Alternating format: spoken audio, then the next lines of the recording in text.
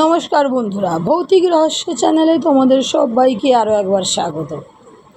আজকে আমি যে গল্পটি এনেছি, গল্পটি শীর্ষেন্দু মুখোপাধ্যায়ের এক অন্যতম গল্প, মন ছুঁয়ে যাওয়া গল্প। সেই গল্পের নাম মাঝি। তাহলে চলো গল্পটা শুরু করি। জয়চাঁদ বিকেলের দিকে খবর পেল তার মেয়ে কমলির বড় অসুখ। সে যেন আজই একবার গাঁয়ের বাড়িতে যায়। খবরটা এনেছিল দিনু মণ্ডল, তার গাঁয়েরই লোক। জয়চাঁদ তাড়াতাড়ি বড় সাহেবকে বলে ছুটি নিয়ে নিল। বুকটা বড় দুরু দুরু করছে। তার ওই একটি মেয়ে বড্ড আদরের, মাত্র 5 বছর বয়স। অসুখ হলে তাদের গাঁয়ে বড় বিপদের কথা। সেখানে ডাক্তার বদ্যি নেই, ওষুধপত্র পাওয়া যায় না। ওষুধ বলতে কিছু পাওয়া যায় মুদির দোকানে, তা মুদি রোগের লক্ষণ শুনে ওষুধ দেয়, তাতেই যা হওয়ার হয়। কাজেই জয়চাঁদের খুব দুশ্চিন্তা হচ্ছিল। দুশ্চিন্তার আরও কারণ হলো, আজ সকাল থেকেই দুর্যোগ চলছে, যেমন বাতাস তেমনি বৃষ্টি। এই দুর্যোগের দিনে সুন্দরবনের গাঁয়ে পৌঁছানো খুবই কঠিন ব্যাপার। দিনু মণ্ডল বলল, পৌঁছতে পারবে না বলে ধরেই নাও, তবে বাস ধরে যদি ধামাখালি অবধি যাওয়া যায় তাহলে খানিকটা এগিয়ে থাকা হলো। সকালবেলায় নদী পেরিয়ে বেলাবেলি গাঁয়ে পৌঁছানো যাবে। জয়চাঁদ মাথা নেড়ে বলল, না, আজই পৌঁছানোর চেষ্টা করতে হবে। মেয়েটা আমার পথ চেয়ে বসে আছে। জয়চাঁদ আর দিনু মণ্ডল দুর্যোগ মাথায় করেই বেরিয়ে পড়ল। যাওয়ার পথে একজন ডাক্তারবাবুর চেম্বারে ঢুকে মেয়ের রোগের লক্ষণ বলে কিছু ওষুধও নিয়ে নিল জয়চাঁদ। এরপর ভগবান ভরসা। বৃষ্টির মধ্যেই বাস ধরল তারা। তবে এই বৃষ্টিতে গাড়ি মোটে চলতেই চায় না, দুপা এগিয়ে থামে। ইঞ্জিনে জল ঢুকে গাড়ি বন্ধ হয়ে যায় বারবার। যত এসব হয় ততই জয়চাঁদ ধৈর্য হারিয়ে ছটফট করতে থাকে। যে গাড়ি বিকেল 5টায় ধামাখালি পৌঁছানোর কথা, পৌঁছতে পৌঁছতে রাত 9টা বেজে গেল। ঝড় বৃষ্টি আরও বেড়েছে। ঘাটের দিকে কোনো লোকজনই নেই। তবু ছাতা মাথায় ভিজতে ভিজতে দুজনে ঘাটে এসে দেখল নৌকো বা ভটভটির নাম গন্ধও নেই। নদীতে বড় বড় সাংঘাতিক ঢেট উঠেছে। বাতাসের বেগও প্রচণ্ড। উন্মাদ ছাড়া এই আবহাওয়ায় কেউ নদী পেরোবার কথা কল্পনাও করবে না এখন। দিনু মণ্ডল বলল, চলো ভায়া, বাজারের কাছে আমার পিস্তুতো ভাই থাকে, তার বাড়িতেই আজ রাতটা কাটাই গিয়ে। তুমি যাও দিনু দাদা, আমি একটু দেখি যদি কিছু পাওয়া যায়। পাগল নাকি? আজ নৌকো ছাড়লে উপায় আছে? 3 হাত যেতে না যেতে নৌকো উল্টে তলিয়ে যাবে। জয়চাঁদ হতাশ গলায় বলল, ঠিক আছে, তুমি তোমার ভাইয়ের বাড়িতে জিরো গিয়ে। আমি যদি উপায় করতে না পারি তাহলে একটু বাদে আমিও যাচ্ছি। দিনু মণ্ডল ফিরে গেল। জয়চাঁদ দাঁড়িয়ে রইল ঘাটে। ছাতা হাওয়ায় উল্টে গেছে অনেকক্ষণ। ঘাটে কোনো মাথা গোঁজার জায়গাও তেমন নেই। জয়চাঁদ বৃষ্টি বাতাস উপেক্ষা করে ঘাটে ভিজতে লাগলো। মেয়ের কথা ভেবে কাঁদলো খানিক। কে জানে কেমন আছে মেয়েটা, ভগবানই ভরসা। কতক্ষণ কেটেছে তা বলতে পারবে না জয়চাঁদ। সময়ের হিসেব তার মাথা থেকে উড়ে গেছে। বসে আছে তো বসেই আছে। ঝড় বৃষ্টি এক সময়ে প্রচণ্ড বেড়ে উঠল, এমন সাংঘাতিক যে জয়চাঁদ দুবার বাতাসের ধাক্কায় পড়ে গেল। জলে কাদায় মাখামাখি হলো সর্বাঙ্গ। সামনেই ঘুটঘুটি অন্ধকার নদী। নদীতে শুধু 5-7 হাত উঁচু বড় বড় ঢেউ উঠছে। সত্যি এই নদীতে দিশি নৌকো বা ভটভটি চলা অসম্ভব। জয়চাঁদ তবুও বসে আছে, তার কারণ এই নদীর ওপাশে পৌঁছলে আরও 5-7 মাইল দূরে তার গাঁ। এখান থেকে সে যে গাঁয়ের গন্ধ পাচ্ছে, মেয়েকে অনুভব করতে পারছে। গভীরভাবে ভাবতে ভাবতে হঠাৎ একটু চমকে উঠল জয়চাঁদ। ভুল দেখল নাকি? অন্ধকারে নদীর সাদাটে বুকে ঢেউয়ের মাথায় একটা ডিঙি নৌকো নেচে উঠল না? চোখ রগড়ে জয়চাঁদ ভালো করে চেয়ে দেখল। দুটো ঢেউ তীরে আছড়ে পড়ার পর এবার সে সত্যি দেখল একটা ঢেউয়ের মাথায় ছোট্ট একটা ডিঙি নৌকো ভেসে উঠেই আবার তলিয়ে গেল। এ দুর্যোগে কেউ ডিঙি বাইবে এটা অসম্ভব।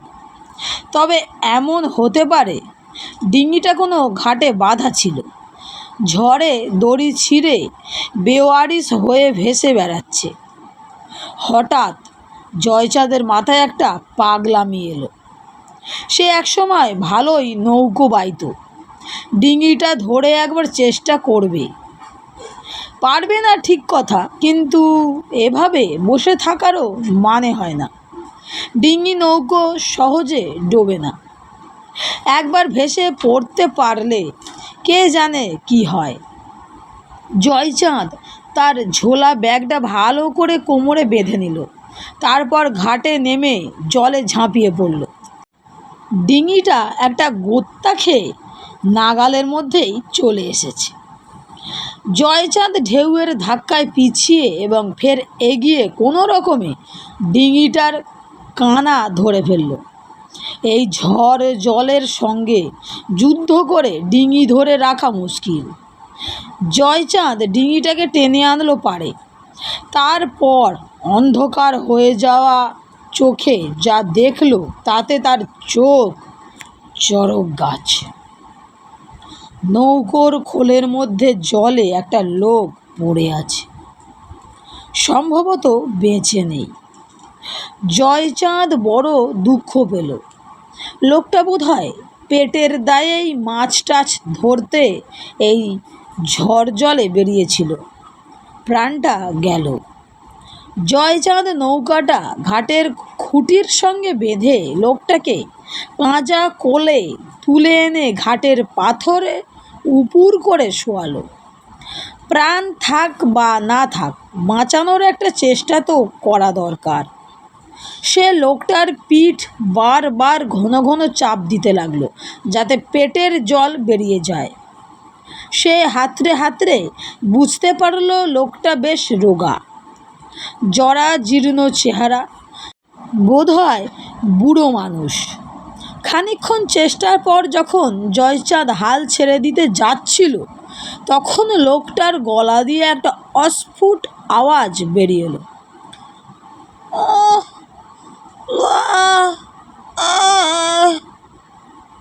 গোছের। জয়চাঁদ দ্বিগুণ উৎসাহে লোকটাকে কিছুক্ষণ দলাই মলাই করল। প্রায় আধ ঘন্টা পর লোকটার চেতনা ফিরে এলো যেন। লোকটি বলল, কে বটে তুমি? আমাকে চিনবেন না, গাং পেরোবার জন্য দাঁড়িয়েছিলুম, হঠাৎ আপনার ডিঙিটা চোখে পড়ল। লোকটা উঠে বসল। ঝড়ের বেগটা একটু কমেছে। বৃষ্টির তোড়টাও যেন আগের মতো নয়। লোকটা কোমর থেকে গামছা খুলে চোখ চেপে কিছুক্ষণ বসে থেকে বলল, বড্ড ভাড়া গেল আজ, প্রাণে যে বেঁচে আছি সেই ঢের। তা তুমি যাবে কোথায়? জয়চাঁদ হতাশ গলায় বলল, যাব কাউটা গাঁয়ে, ওপার থেকে 5-7 মাইল পথ। মেয়েটার বড্ড অসুখ, খবর পেয়ে যাচ্ছিলুম, তা সে আর হয়ে উঠল না দেখছি। লোকটা বলল, কেমন অসুখ? ভেদ বমি হয়েছে শুনেছি, কলেরা কিনা কে জানে, গিয়ে জ্যান্ত দেখতে পাবো কিনা বুঝতে পারছি না। লোকটা বলল, মেয়েকে বড্ড ভালোবাসো না? তা বাসি, বড্ডই বাসি, মেয়েটাও বড্ড বাবা বাবা করে। লোকটা হঠাৎ উঠে দাঁড়িয়ে বলল, চলো তাহলে। জয়চাঁদ অবাক হয়ে বলল, কোথায়? তোমাকে পৌঁছে দিই। ভেবেছেন নাকি কোনো রকমে প্রাণে বেঁচেছেন, এখন নৌকো বাইতে গেলে মারা যাবেন নির্ঘাত?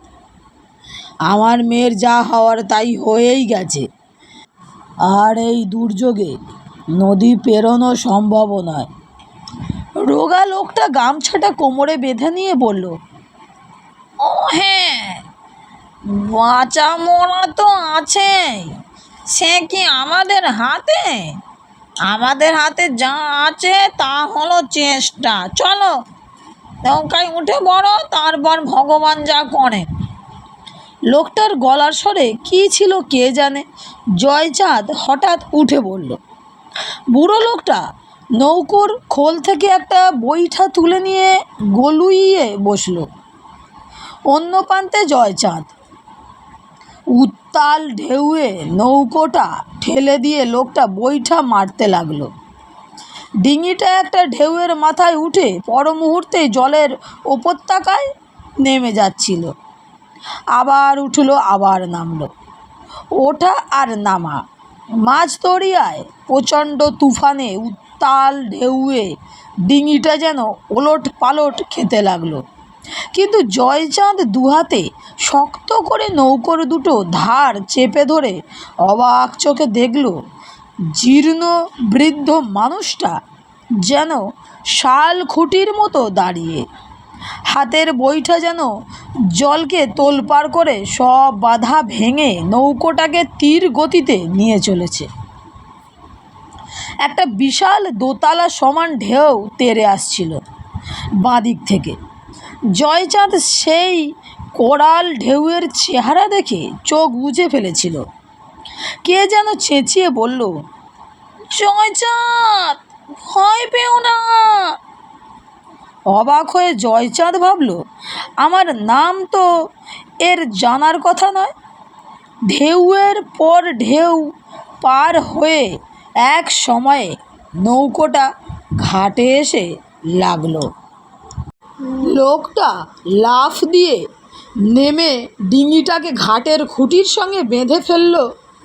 বলল, এ ঘাট চেনো জয়চাঁদ? জয়চাঁদ অবাক হয়ে অন্ধকারে একটা মস্ত বট গাছের দিকে চেয়ে বলল, কী আশ্চর্য, এ তো আনন্দপুরের ঘাট। এ ঘাট তো আমার গাঁয়ের লাগোয়া। এখানে এত তাড়াতাড়ি কি করে এলাম? নৌকোয় আনন্দপুর আসতে তো 7-8 ঘন্টা সময় লাগে। ঝড়ের দৌলতে আসা গেছে বাবু। জয়চাঁদ মাথা নেড়ে বলল, না, ঝড় তো উল্টো দিকে। যা হোক, পৌঁছে তো গেছি। জয়চাঁদ একটু দ্বিধায় পড়ে হঠাৎ বলল, আপনি কে? আমি আমি তো একজন মাঝি, তোমার দয়ায় প্রাণ ফিরে পেয়েছি। জয়চাঁদের চোখে জল এলো। মাথা নেড়ে বলল, আপনাকে প্রাণ ফিরে দিতে পারি তেমন ক্ষমতা আমার নেই। আপনি আসলে কে? বাড়ি যাও জয়চাঁদ, মেয়েটা তোমার পথ চেয়ে আছে। জয়চাঁদ চোখের জল মুছে পা ছুঁয়ে প্রণাম করতে যেতেই লোকটা পা সরিয়ে নিয়ে বলল, করো কে জয়চাঁদ, করো কে? বাড়ি যাও জয়চাঁদ, বাড়ি যাও, গিয়ে মেয়ের কাছে যাও, সে ভালো আছে, অসুখ সেরে গেছে।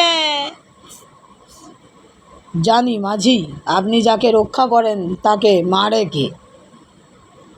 বুড়ো মাঝি একটু হাসল, তারপর উত্তাল ঝড়ের মধ্যে বিশাল গাঙে তার ছোট ডিঙিটা নিয়ে কোথায় চলে গেল কে জানে। বন্ধুরা, গল্পটি এখানেই শেষ। গল্পটি তোমাদের কেমন লেগেছে অবশ্যই আমাকে কমেন্টে জানিও। ভালো লেগে থাকলে বন্ধুদের সঙ্গে শেয়ার করে চ্যানেলটি সাবস্ক্রাইব করে লাইক করে আমার পাশে থেকো, যাতে আরও নতুন নতুন গল্প তোমাদের শোনাতে পারি। তাহলে বন্ধুরা, আজকের মতো বিদায়। সবাই ভালো থেকো, সুস্থ থেকো, সবাইকে ভালো রেখো।